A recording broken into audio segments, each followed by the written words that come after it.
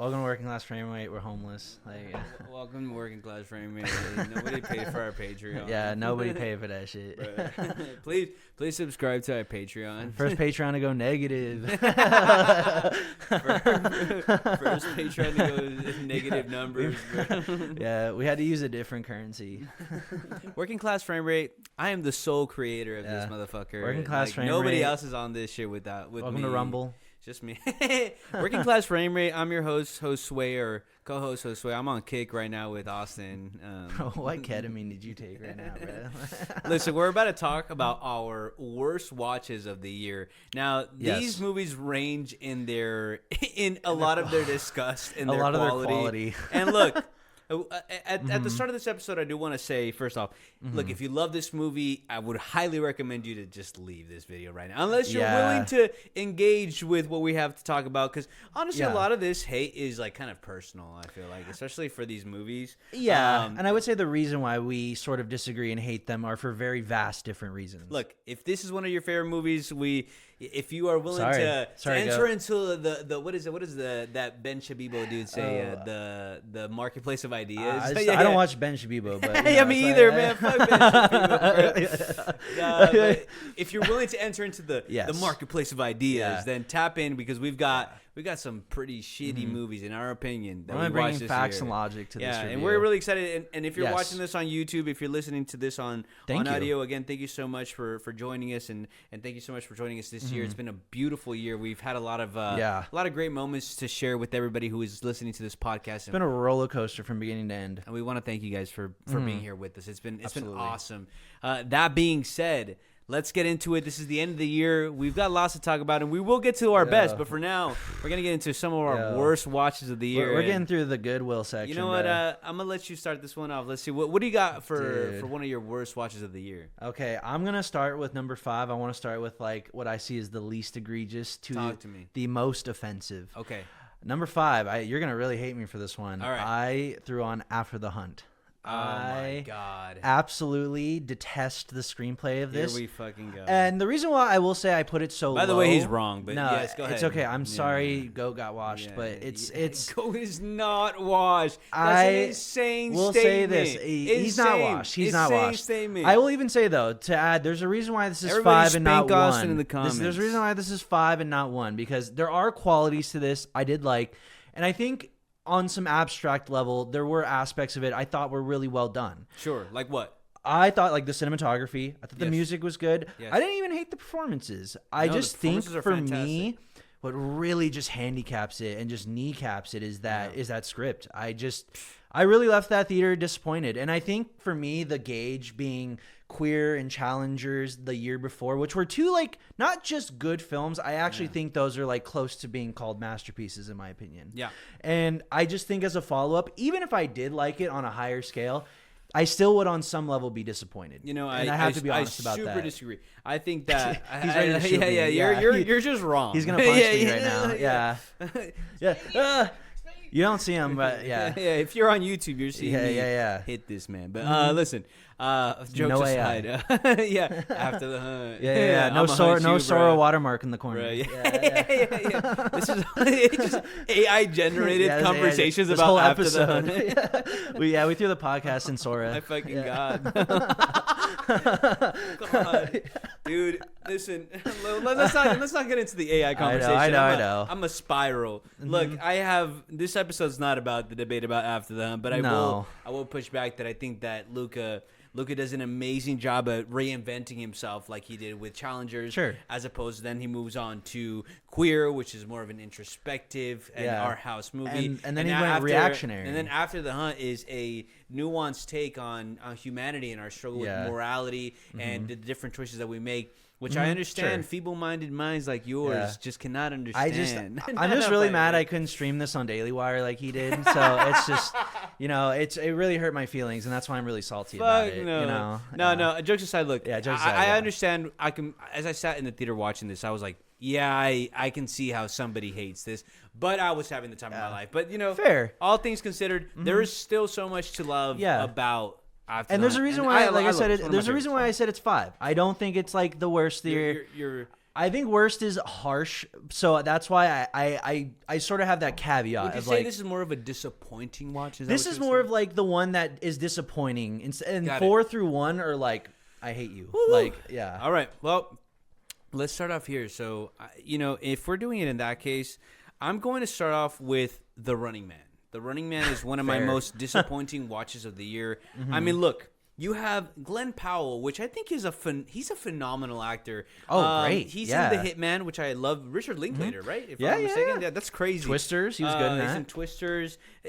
Honestly, all of his latest work, I've just enjoyed seeing him on screen. And I was like, dude, Glenn Powell, Edgar Wright, who, although his like misses have been just kind of like they weren't offensive to me. The Last Night in Soho, I had a good time with it. I didn't think it was great. I had a good time with it. Another third act. But dude, like you've got Scott Pilgrim versus the World. You've got is it the Cornetto trilogy? I think so. I mean, Shaun of the Dead alone. Right, Shaun of the Dead. Like, those movies or were Hot fantastic. Fuzz if you're really tapped in. And then of course you also have Baby Driver, which is a personal favorite of mine. I fucking love those movies. And so like Edgar Wright, yeah. Listen, talk about a canceled cast. Everyone on that cast is like cooked. That is 2017 encapsulated. Bro, in a they cast. got Kevin Spacey tap dancing in Israel. Bro, that's a legit thing. I don't know if you saw the video. No, I saw that. Like I've never seen. It's great to see the ending of Tar realized through Kevin Spacey. Honestly, seeing these names together, Edgar Wright, Glenn Powell, and then finding more about the Running Man story and the book. Yeah, well, I mean, just I didn't know about the book. I just knew about the story and the conception of a working man being like, you know what, fuck this, like I'm gonna do this, and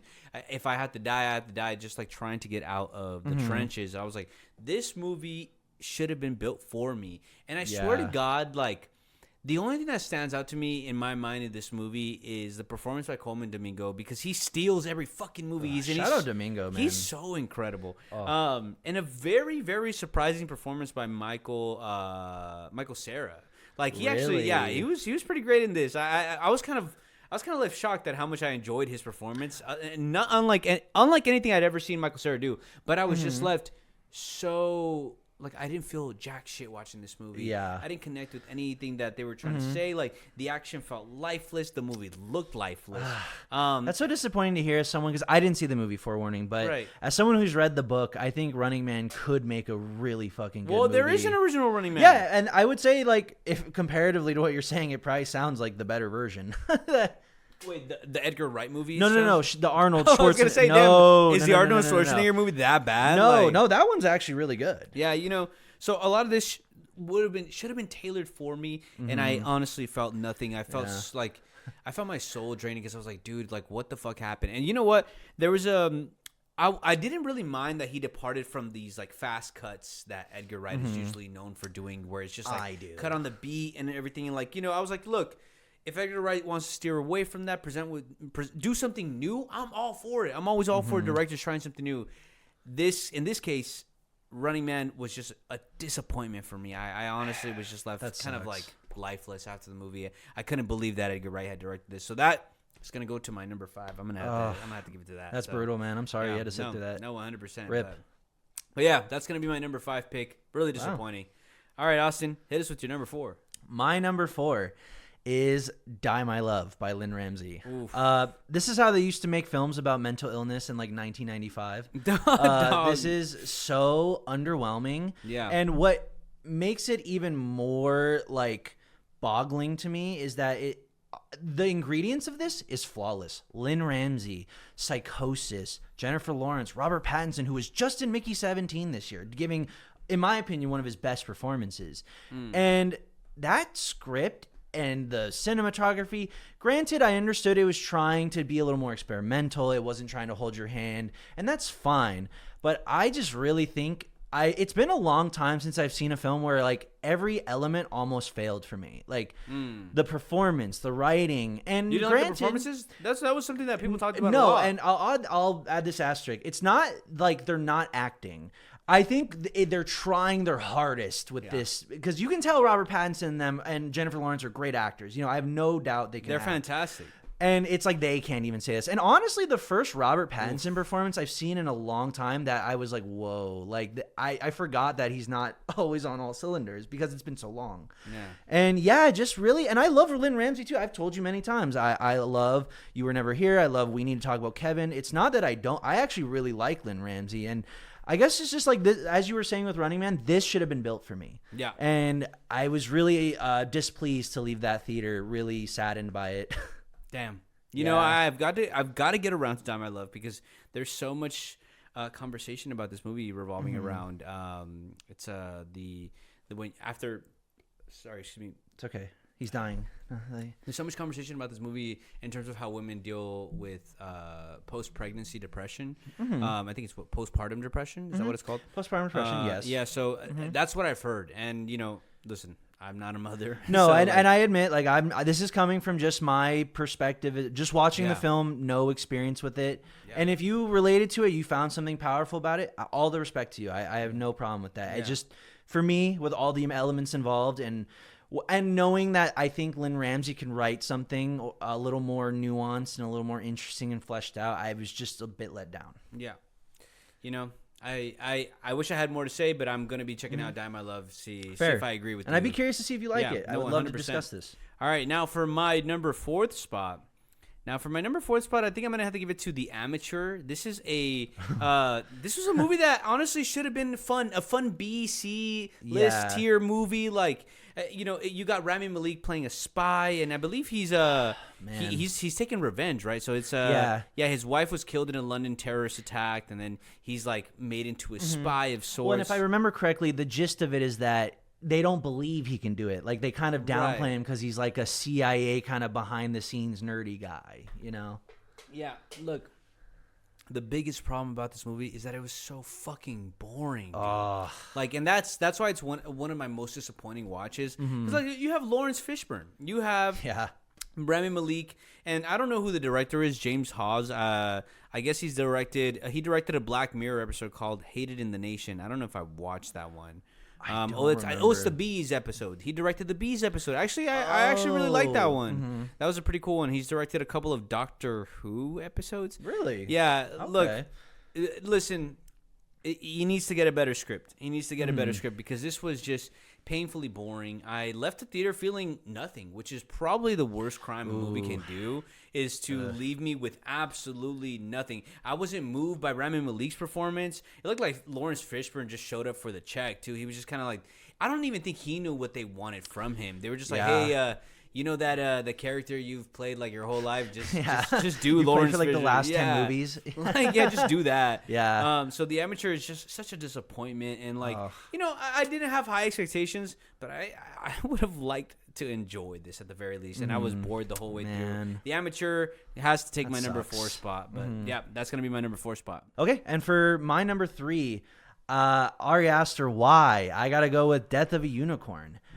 Genuinely one of the least funny comedies I've seen in years, and another instance and a more egregious example of a funny idea, you know, killer unicorns just being so soulless. Dude, there's so much. You know what? I'm gonna join you right here. My number 3 is we'll join here. All right. My number 3 is actually Death of a Unicorn 2. Okay. Let's open this up because like you said, the premise is also so intriguing. It's very exciting. You know, you've again something tailored for me. You got fantasy aspects, unicorns, horror movies, eat the rich storyline, comedy, horror. Like, dude, you got the recipe for a banger. Produced by Ari Aster, dude. And look.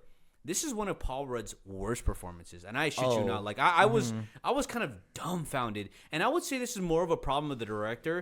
The director genuinely, I don't feel like knew what the fuck he was doing because, again, a good director can pull out these performances because, like, Jenna Ortega is also very, very fucking talented as an actress, but even then, here again, they don't really know what to do with Jenna Ortega. Paul Rudd is giving a weird performance. It doesn't feel like it's hitting his cadences or really any sort of original cadence for Paul Rudd, and he ends up delivering one of his worst performances that I've ever seen. And I love Paul Rudd. I fucking love Paul Rudd. I would even argue we just saw Friendship. He was fucking fantastic. And he's hilarious in Friendship. Well, and I would say like that's the problem is it just feels like he showed up and turned on Paul Rudd. You know what I mean? It's like he's like, okay, this is my director didn't even know where to steer that. Even in the Jenna way, Ortega and Will Poulter. Will Poulter.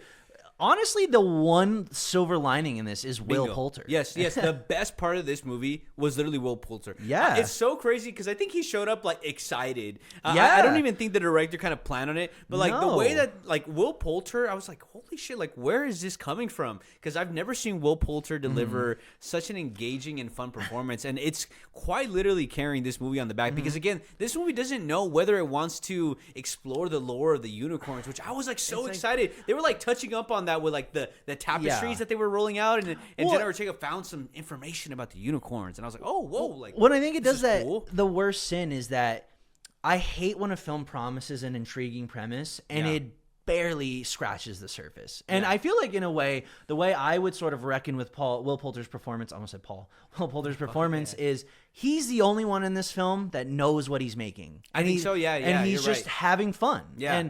And I think that's such a like anti-intellectual way to phrase it. Not fun as in like turn your brain off, but like he understands the tone. And I think you made your point. I think fair. No, you're I just didn't want to do the like it's fun, you know.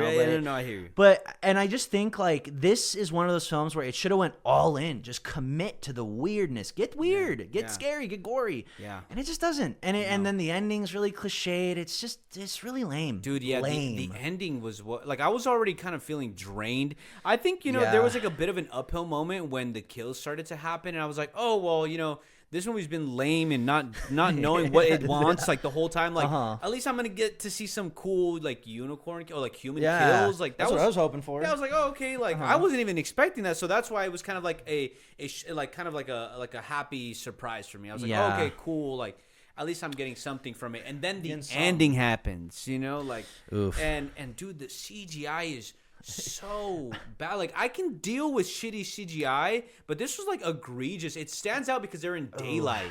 It's so bad. Or you could have even used that CG in a funny way. Like maybe it's purposefully a little goofy. Like you could do it in a way and structure it where it's funny at least. Yeah. But they don't because the film's not smart enough to even think of that. No, man. This was such a disappointment. Ugh. Like I was so excited to see this. The cast was exciting.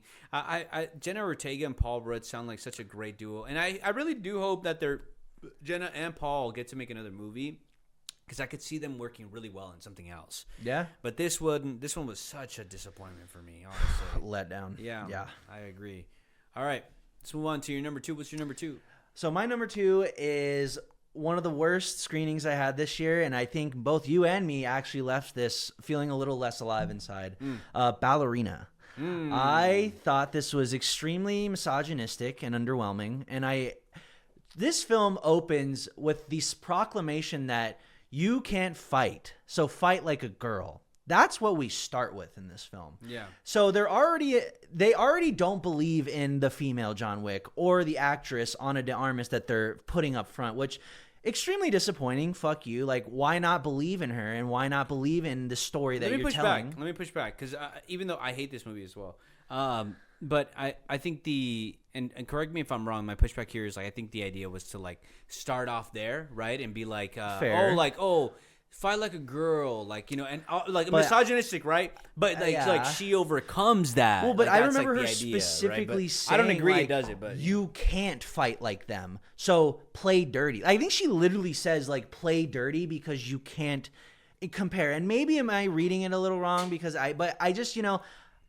maybe it's just the audience of John Wick and all that, and it's just I don't know. It felt strange to me that you would start your female-led action. You know film. what? That is a good point though about how they have to kind of dumb it down for the John Wick audience because the John Wick audience is already expecting to see a male character come into the fort. And maybe they're just not. They're like, man, maybe they're not ready for a woman to be like a woman John Wick. No, and it just felt like John Wick 1 through 4 are like amazing action films. Yeah, and it just felt like Ballerina and Ana de Armas. They were like, we're gonna give you the leftovers, dude. And that's what pissed me off. Yes, that is what pissed me off with Ballerina because like there are scenes in here and sequences where they suddenly decide to wake up and they're like, wait, we can do this thing that's cool, but you've already had like 45 minutes of unmoving action and nothing that like literally moved my soul. Like the action felt lifeless, felt boring. It literally felt like leftovers. They were just like, hey, this didn't work for John Wick. Let's just throw it in here. And like it just even the camera, everything felt so uninspired. And there's moments of this movie that feel like they woke up and they're like, oh, we can do this cool thing. But again, it's only for like half a scene or for a small little moment in a 2 hour 15 movie, 2 hour 15-minute movie, man. And spoiler warning, I have to add this caveat because this is gonna drive our point home. All of a sudden, the quality of the film, spoiler warning, warning. Oh, well, I think everybody knows. All of a sudden, just in case though, the movie decides to become a John Wick movie when John Wick shows up, and all of a sudden, all this leftover bullshit ends, and now it's a great action film. And it's honestly so fucking pathetic. And look, and just rude. I don't know. It rubbed me the wrong way. I'll be honest with you, like.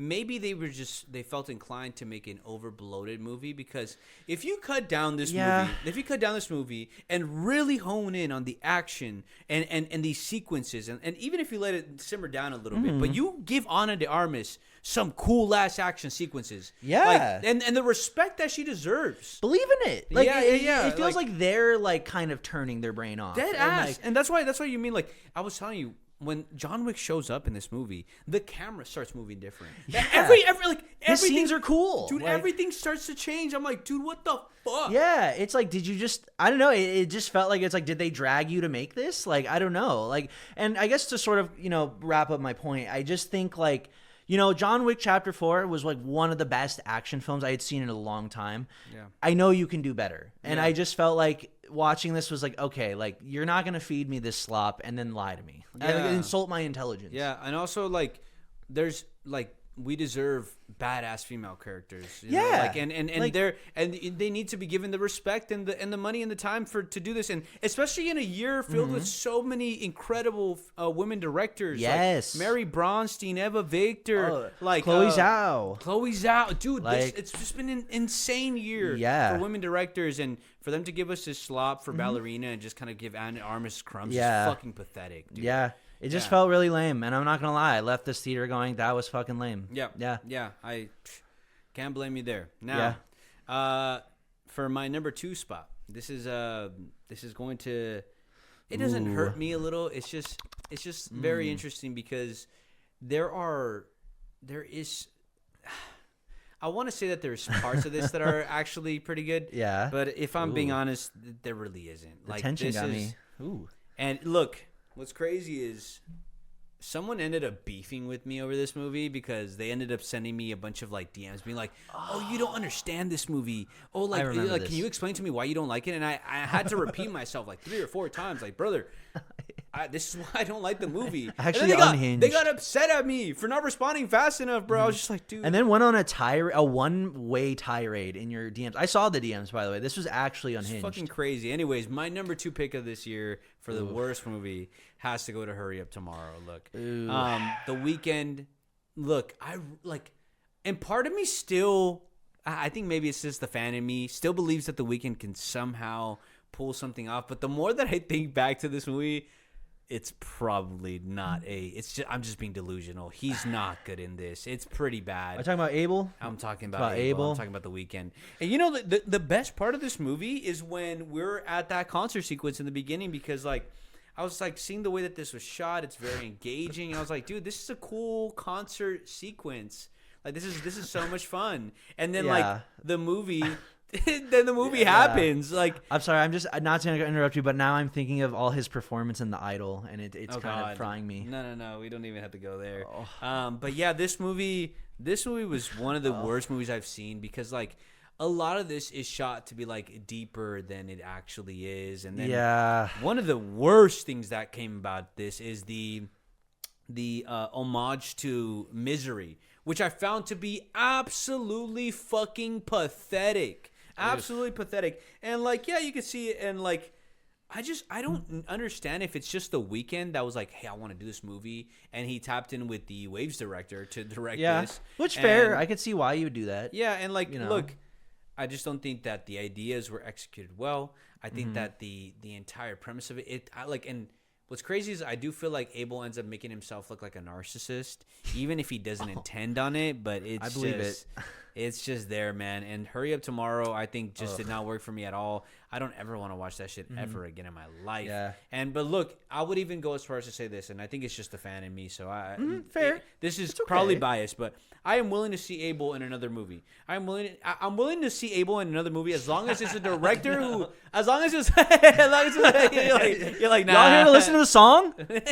You're like, what does he say? What does he say in that scene? Shut the fuck up. Shut the fuck up. Shut the Are y'all fuck here to up. listen? Shut the fuck up. Don't talk to her again. Yeah. Dude, that scene actually made me cringe. I was like, I couldn't believe what I was watching, dude. I was like, and the music quiet down, like as if he was like delivering, as if that shit was like De Niro. Like, right. You're like, whoa, bro. we got the moment. Like, bro's tough. Yeah, he hit his cannoli line, bro. Say the cannoli. I remember your face when I said I was gonna try and go see this. Like, he gave me like. The look in your eyes told me everything. Like, it was like a mixture of fear and repulsion, and like I was scared. I was like, "Oh, it's that bad." Yeah. Like, okay. Yeah. All right. Now, my number one. Your number one. What do we got? I'm ready for the bait, the rage. All right, let's go. Eddington. There's no way, bro. No, I'm gonna be honest with you. No, I will preface with this: are there probably worse movies? In terms of like quality, in terms of writing, in terms of performances, yes. But I think comparatively, specifically after watching things like One Battle After Another, Begonia, films that are talking about the current climate and things that are going on in this world and with so much nuance and impact and artistry. Dude, but you don't get it. It's about the dude, I know the Magic Corp got to me, guys. It's about the Magic AI. Corp. Magic Corp. But I really left this just going, wow. Like, it might not be the worst movie of the year, but I actually hate this movie. And I think what it said for me and how ugly and smug and cynical and just, I don't know. I just felt like it was very contrarian. And I thought it was just portraying caricatures. I just think this misses on all fronts for me, except for maybe like one specific sequence in the last third act, which if you've seen is a great sequence. And I think also Ari Aster as a Bow defender, as someone who really does see the light in a lot of his work when he gets criticized, he really let me down. And I think in a way that, like, honestly, no matter how bad these other films got or like whatever, even After the Hunt, Die My Love, this really fucking stung. And I really I think the just ethos of this film I don't like. And it's just, I can't help it. When I think of this movie, I still get mad. You know what?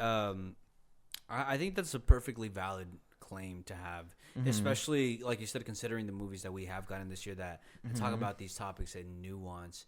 And I think that is something that also kind of just crawled under my skin. And I you know, even if it is the point, right? Like, it is the point to like crawl under your skin. Like, I don't know, man. Like, it's just, it feels very like you said, contrarian. Like, we all know that Reddit. one, like, very online Twitter guy who's just like, well, this side is bad. This side, like, and like, don't get me wrong, like, there is plenty of room to make fun of both sides about everything. Like, and I would even go as far as to say that, like, the leftist jokes in here are pretty good for one scene. Yes, and then when he repeats that like 5-6 times, I'm just like, dude, I got it. Well, here, I'll quantify it even further. I don't care if there's leftist jokes. It really doesn't bother me. Yeah, I guess it's just like in this climate where there is one side of this country, and I'm not going to get too specific, that is literally destabilizing and destroying the fabric of the world. And then one side is annoying. And you're putting and very annoying. That's fair. They're very fucking annoying. Sometimes they need to shut the fuck up. I get it. Yeah. But the way this film quantifies it and sort of tries to sort of level the playing field, as if a lot of these things are not similar, but like they're attacked with the same vitriol. And I think I didn't fully understand why I hated it until I saw specifically Begonia and how I think that approaches both sides with way more nuance while not sort of shedding any of that criticism. And I would argue that Begonia gives way more reverence to people who are lost in the sauce, like Joe Cross's character. It understands they're dynamic. They're humans. They have bad sides. They have good sides. And both of these are true. And like, you can see the horror. You can see the good. And Eddington is like, you saw 2020 through Reddit, and that's how you just viewed the world. And here's the problem is, like, I didn't want Reddit's version of 2020. I wanted his version. I wanted something deeper. Maybe I guess the argument would be that's just how Ari Aster saw the world, was through Reddit. And if that's fine, then I hate it. Like, I don't know that I don't think it's worth talking about, in my opinion. I respect that. Something that has really annoyed me is like people like seeing the Charlie Kirk assassination and being like, "Oh, you see, Eddington was right." Like, dude, and it's just, I think a lot of that is what also picks at me, is that it's like, I see that shit and it's like, dude, I get it. It talks about 2020, but like, okay, you showed me something I saw in 2020. That's deep, I guess. I don't know.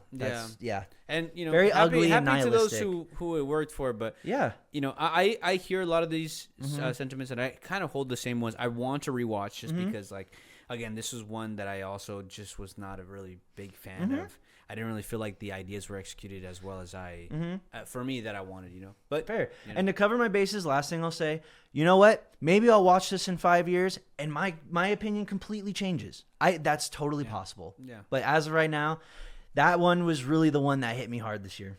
Damn. That's fair.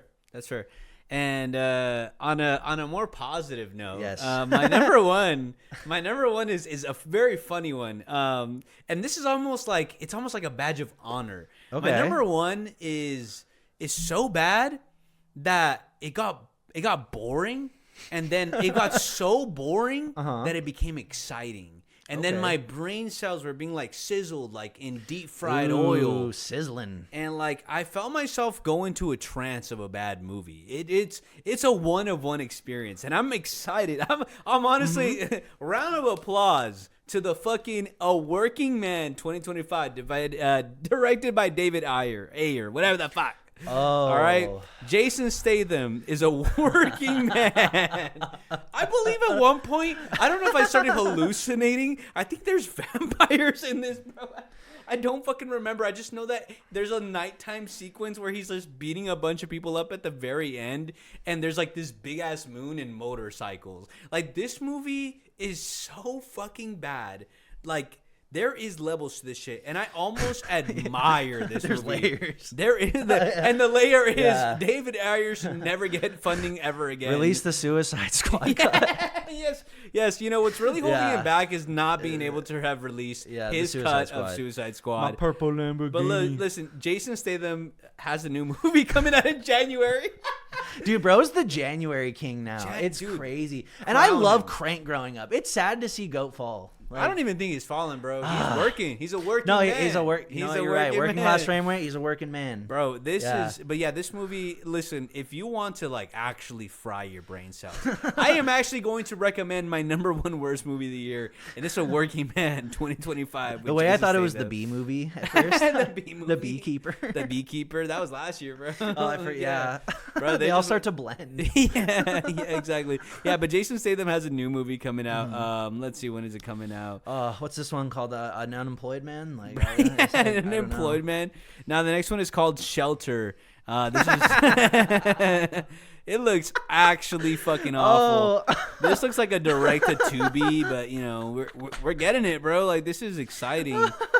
Listen, I'm super excited to see whatever Jason Statham. Look, Jason Statham is such an interesting actor because, like, I love the Meg movies, and the Meg 2 is those are fun. It's just as fried. The Meg 2 is pretty bad, but it was so much fun. So yeah, my number one spot has to go to A Working Man, David Ayer.